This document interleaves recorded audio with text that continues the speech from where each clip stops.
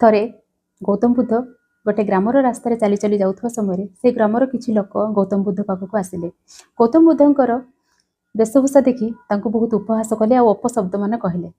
गौतम बुद्ध सब शुणिले, कहले एबे आपनकर सरीगला, मत ए विलंब हो मोर लक्ष्य स्थल में पहुँचापी मुझे जीवी। से लोक मैंने देखिले गौतम बुद्धंकर कौन प्रतिक्रिया नाला।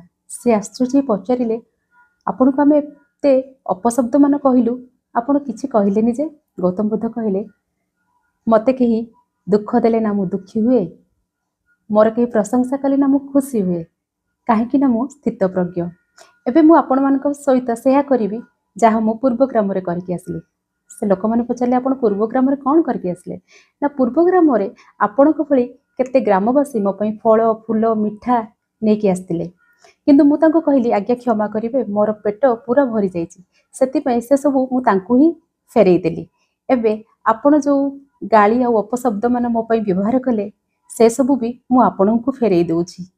आगे ठीक कथा, जीवन में बहुत लोक आसबे आ बहुत कथा कहबे, सही कथा को ग्रहण करिवे जहाँ आपण पई योग्य।